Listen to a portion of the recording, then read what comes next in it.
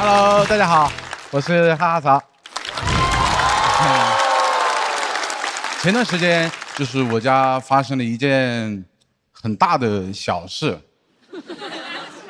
什么事呢？就是大扫除的时候，我老婆从我以前的书包里面翻出来一封情书。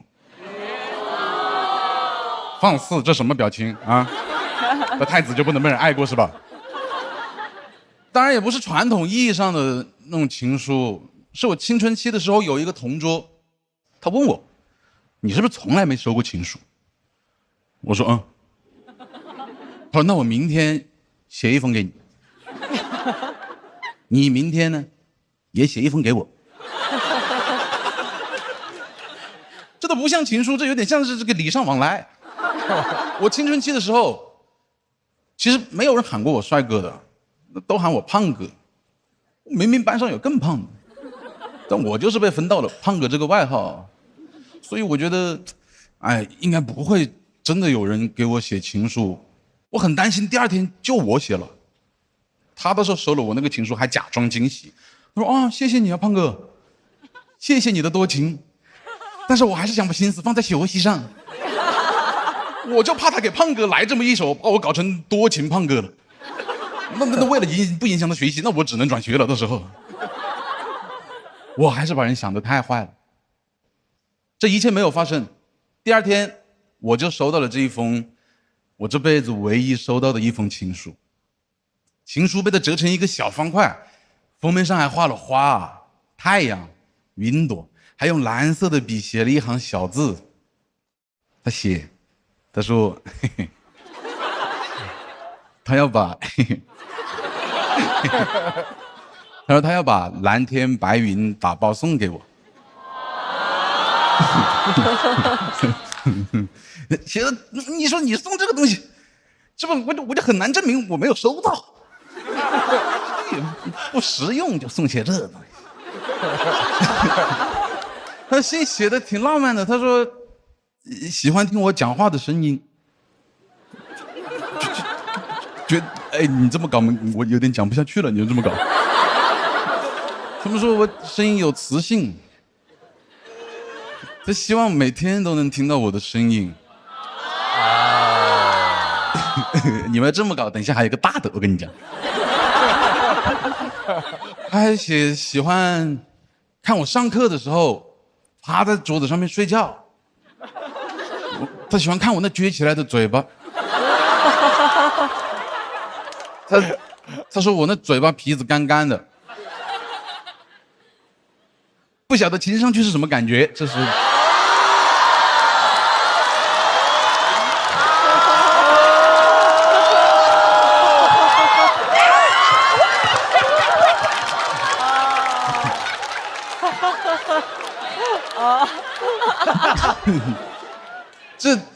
这信吧，我其实也不敢尽信，因为写的有点戏谑哦。但我也没扔，我就一直把这蓝天白云收藏在我那个书包里面，一晃快20年了。我一直就把它当作有人爱过我的证明，直到我学会爱与被爱，直到我老婆把它翻了出来。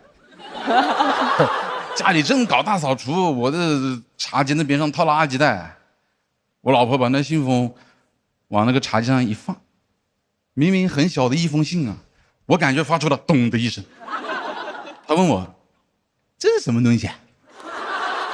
哎呦，等一下，我跟你去拿个唇膏，我看你嘴巴皮子有点干干的，老公。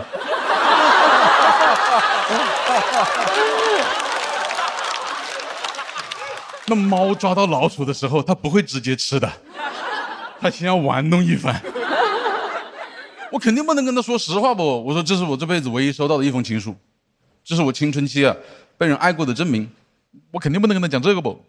当时我好想销毁证物，我说我不晓得这是什么，这薯片吧？哎呀，你来点不？聊天呀，还是要分享点乐事嘛，片片薄脆，是乐事浓郁，蒜香新口味，算我求你了，我们聊点乐事好不？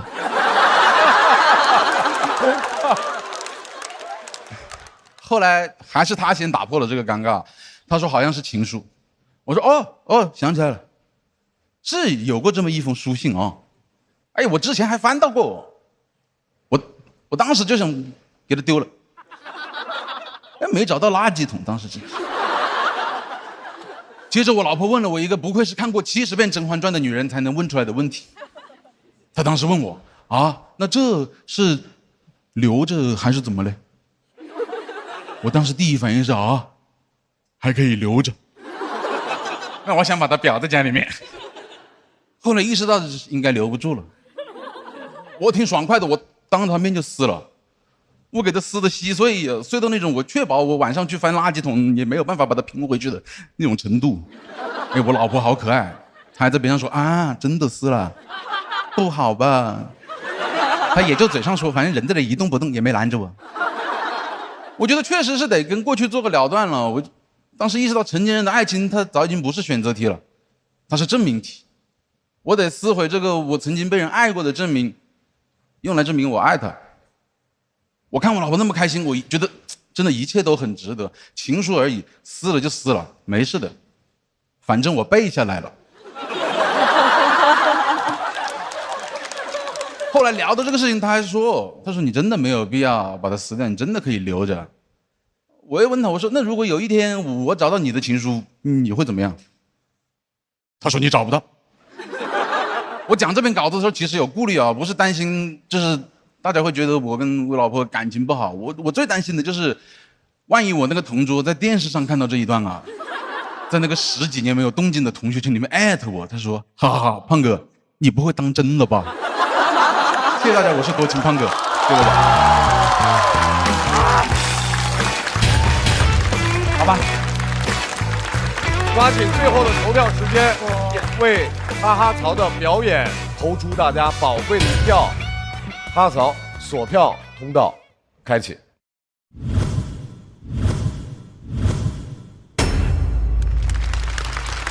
因为我太爱哈哈曹了，我特别喜欢他，但是整个过程之中听着温馨又可爱，还有一点伤感，然后就那种酸甜甜的故事。对对，因为前边你最开始那些表情啊，还有那些感觉，我们都感觉到那种劲儿了，特别可爱。我老是听着可开心了，在这儿。然后是因为我刚才坐在这儿一直在想，那个脚本如果不是你这么一个可爱的观众缘好的人讲，可能别人讲就会有点恶心。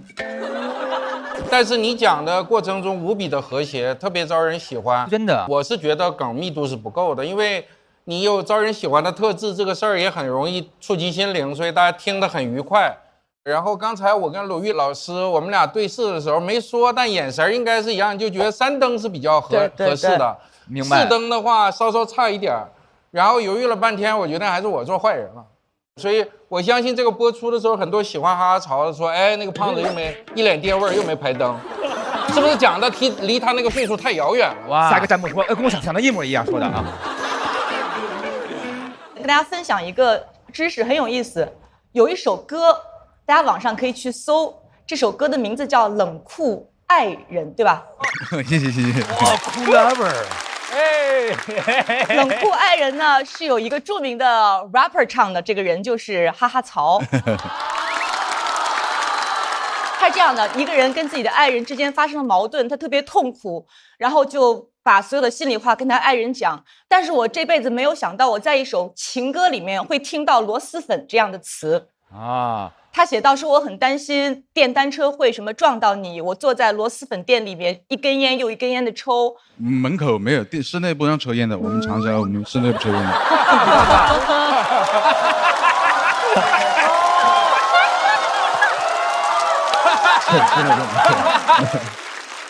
哦，说错了。对。然后不停的给你发着什么短信、微信，来你来给我们复述一遍或者唱一遍吧。哎，来一段吧，来一段。rapper，要，来一段。哎，这个歌什么时候发行的呀？这首歌真的很感谢去年的那个节目，我第1期不是讲自己说唱歌手嘛，完了那个腾讯音乐、QQ 音乐就去我们 studio 签了我们一张专辑，丢。对，然后就是当时的第1首写的歌。那我们能听一段吗？这也是说唱的是吧？好，干唱是吧？因为说唱讲究阿卡贝拉嘛，阿卡贝拉咱们来一段也行是吧？可以。窗外下着雨，希望你也像我想着你。早上赶飞机，穿过云层，我想见到你，我需要勇气，掏出一颗炙热的心，你3言2语。我在悲剧里演戏剧，这次没有去追你，看着你的背影慢慢远去，我的心碎一地，还等新电瓶车撞到你，你潇洒背影。第几次我记不清，我坐在螺蛳粉店，一根烟一根烟。哦，对，我没写清楚。你看看，不怪于老师，是你没写明白。我坐在螺蛳粉店门口。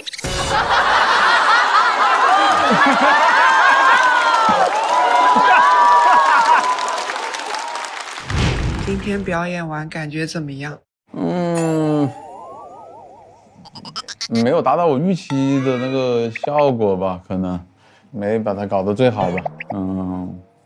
我在舞台上喜欢讲一些朋友，讲我老婆，讲我小孩。我讲的时候，我就会觉得我们虽然隔得挺远，长沙离上海，但那一下他又在我身边，那感觉挺好的。哈曹演的时候，我可能是全场有流眼泪的人吧。而且他那句话一直在戳着我。他说：“现在他知道，爱不是选择，爱是证明。”哈尔曹这片他是不一样，他不是那种大笑的稿，他不是那种炸的呱呱炸的稿，他就是那种微笑着全程看完的那种稿。我很喜欢，我非常喜欢。我觉得我人蛮好的吧。收到过。有好多次吧。我应该没给男生写过情书，我有写过情书，好像收到过。对，有收过，有收过，对。因为我高中当时还是挺喜欢一个男生的，然后我就把情书写好，然后让我们班的一个男同学送给他，因为我们班男同学跟他好像是那好朋友吧。然后他是让他的好朋友送给我的，然后我喜欢上了他这个好朋友。应该是给我的英语作业本里面偷偷塞了一个小纸条，很老套的，就是从我第一次遇到你，大概就夸了我是那种很阳光啊，什么很搞笑。哎，我小时候就很搞笑了已经。我这个男同学就给我传话说他已经有喜欢的人了。哦，我当时就觉得好吧，就把那个情书要回来了。然后上面写一句很简单的话，就是那种，比如说你今天穿得好可爱啊，什么这种，就是，哎呀，现在想起来就是无比的羞耻。一些关于想念的描述吧，就是你不在我今天大概干了什么，就干了什么什么，但然后结尾会说那个啊，有你一起在就好了。我写过太多情书了，最重要的，如果结婚了的话，尤其是结婚的话，写情书可太重要了。我就觉得没用的事儿，跟心血来潮的事儿是最应该做的事儿。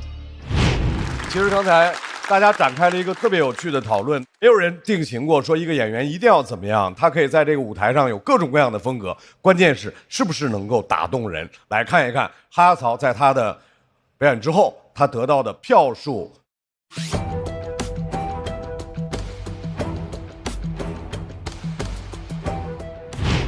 好，需要开启抢麦。毛阵营。摸球吧，摸球吧，想看他摸球。抢麦倒计时。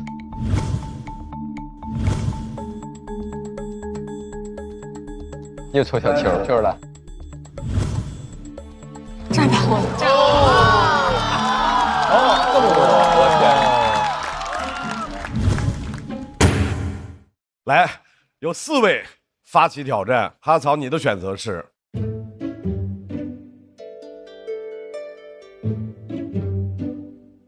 你们石头剪刀布来。真的不敢选人了，我 PTSD 了，张老师。哦，不敢选人了，就一局啊，石头剪刀布，摇定口，石头剪刀布，石头剪刀布，不，决赛还是一个车轮战呢。脱口秀和他石头剪刀布啊，不，可爱，非常可爱，可爱赛道，掌声有请小蝶。对。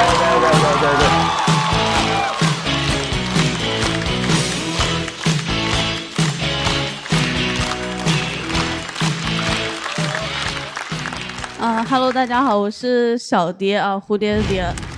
上台用了比较长的时间，因为裙子太长了。所以今天呢，我就来吐槽一下大码女装。我的尺码呢是 XL，跟哈哈曹是一个尺码。他人高马大，我人不高，码也很大。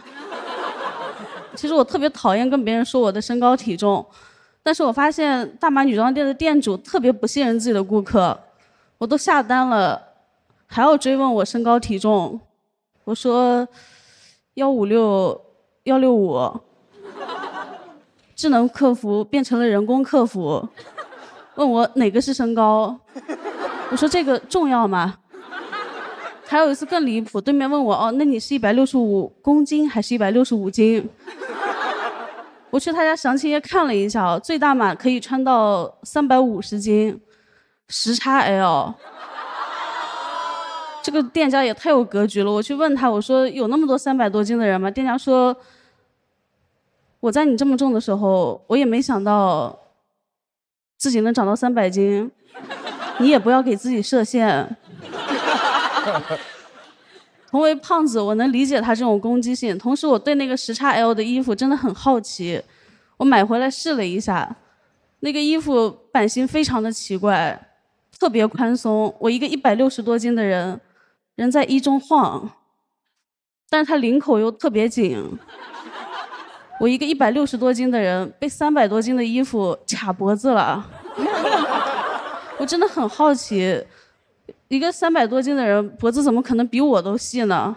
这个衣服到底是设计给谁穿的？我想来想去，应该是一只300多斤的丹顶鹤，或者一只300多斤的开塞露。然后我还发现大码女装的设计逻辑呢也非常的奇怪，尤其是在裤子这方面，他们就默认腰围越大，裤腿就做得越长。就是我在长胖的同时，我还会长高，所以我经常需要去找裁缝裁一下我的裤子。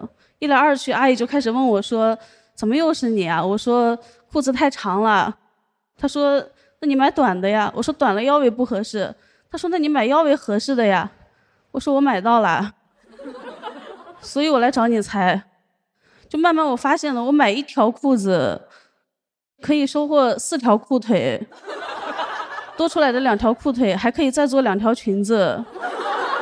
然后我还为了买到围度和长度都比较合适的裤子，我动了一番小脑筋，想到一个好办法，我直接买170的8分裤，还有180的7分裤，甚至最夸张的时候，我开始买2米的5分裤。我觉得最主要的原因是因为大码女装店的模特都是百里挑一的瘦子。就有一次我看一个大码女装卖货直播，那个主播最多只有90斤，看他卖大码女装，我突然就觉得毛豆也可以去卖减肥产品。就那个主播呢，还给自己肚子上套了一个巨大的假肚子，然后拍了拍肚子说：“我现在应该有160斤的样子了。”然后我一看他现在那个样子，肚子特别大，脖子特别细，我满脑子只有3个字：开塞露。就我觉得他在侮辱我，因为我就有160多斤，我们胖子只是胖了，不是变异了，没有那么畸形。这种开塞露体型呢，我觉得对标的不应该是我们大码女孩，应该是中年啤酒肚。然后那个女主播当时背对着镜头，套了一件裙子在身上，然后把她的大肚子一拆，回头说：“我们家的裙子版型就是这么好，再大的肚子都能立马消失。”哪里消失了？我都看到了，她把它放在旁边的椅子上了。我的肚子可卸不下来，真肚假肚能一样吗？我当时发了一个弹幕，我说能不能让助理试穿一下这件裙子？助理应该有160多斤。刚说完，助理就把我踢出了直播间。我当时真的很生气，我反手就去投诉这个直播间。我换了3个理由，一开始我说他们资金诈骗、人身攻击，都没有举报成功。后来我换了一个理由，我说他们直播撩衣服露肚子，直播涉黄，成功了。而且我后来翻到一些更离谱的直播间啊，大码女装的模特是一些男人，还有一些外国人。我觉得这个也太荒诞了，什么样的衣服，为什么他的目标客户不方便自己亲自出镜呢？我去全网搜了一下，这样的衣服除了大码女装，只有寿衣，应该还有大码寿衣。就大码女装找一个真胖子，他们已经这么不乐意了，大码寿衣还得找一个死胖子，有点沉重啊。那我换个语调，死胖子。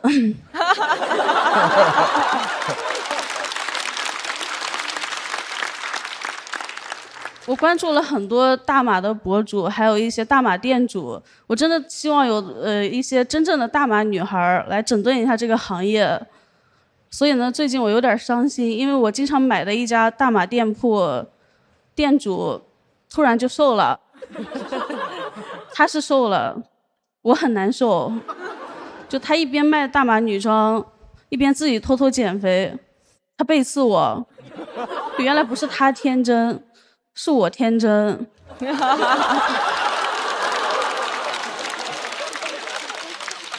我现在逛他家的店呢，逛出了一种物是人非的感觉。我现在看他家的衣服，都感觉是他瘦了以后要出的旧衣服。这种冲击感特别强，就好像余华突然写了一本书叫《死啦》。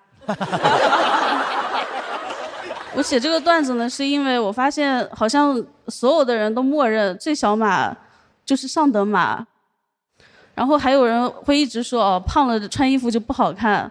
其实有一种可能就是你只要稍微胖一点点，设计师就已经开始不好好设计衣服了。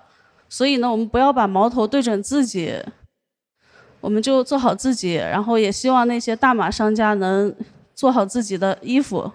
好，就讲到这儿吧，谢谢大家，我是小蝶。谢谢，掌声送给小蝶。小蝶的索票通道倒计时。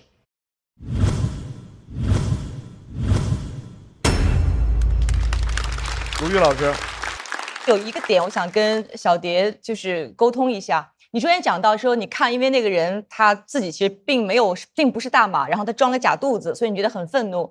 我能够理解你调侃是，就平台有时候会封一个直播间那个机制，其实它有很多特别千奇百怪理由。我觉得你再多一番，再多一个梗，把矛头翻到那儿，否则的话，我作为听众，我听到之后我说呀，那两个人其实也可能人家也就在做一个生意。其实小蝶这个我其实挺难过的，因为我之前看过他线下的一些录像，特别特别的优秀，不是一般的优秀。我也没想到会出现4个灯都没拍的情况。然后，他本来是我心里这个赛季的大热门之一，对。但是从上一场开始，我就感觉小蝶好像不太适应这个录制。对。那你们回想一下，当年中国脱口秀天花板的周奇墨第1轮来也是严重不适应。对。然后中国数得着的优秀的女选手那个小鹿来也是不太适应。刚开始也不适应。所以我相信小蝶可能有一个适应期。我怎么觉得您在安慰我？我其实一点都不我就纯说实话。就是这个我是能想到的，因为这篇稿子特别特别新，是我3天前刚写完的。因为我不知道我在这儿能留几轮，我特别想为我们这些大码女孩发声一下。是的。因为我真的有穿过那种版型特别好的衣服，就是我这个身材可以穿的。所以我特别见不得那些弄虚作假的人，他们对胖子有一种刻板印象，就觉得胖的人只是胖肚子，然后他们也不考虑其他的，其实是他们的疏忽。那杨天真那儿的女装做的挺好看，对，我穿的就是她的衣服。我就是想说，大码女装这个行业好像就是真正有情怀在做的，其实并不多。所以她瘦了以后呢，我其实心里面有一点点小的难过，就或者说担心吧，害怕她以后不好好做版型，所以想上节目就好好激励一下她。对，我就希望她继续好好做，因为这个裙子我真的很喜欢，我穿着特别好看。再次谢谢小蝶给我们带来的表演，一段脱口秀表演能够引起大家的讨论，并且大家能把它当成一个话题，认真的去想一想。这就是一个好的脱口秀的选题。再次感谢小蝶，同时哈曹回到台上。两位的表演在结束之后，我们要看一下他们的票数。来，哈曹对小蝶，请看。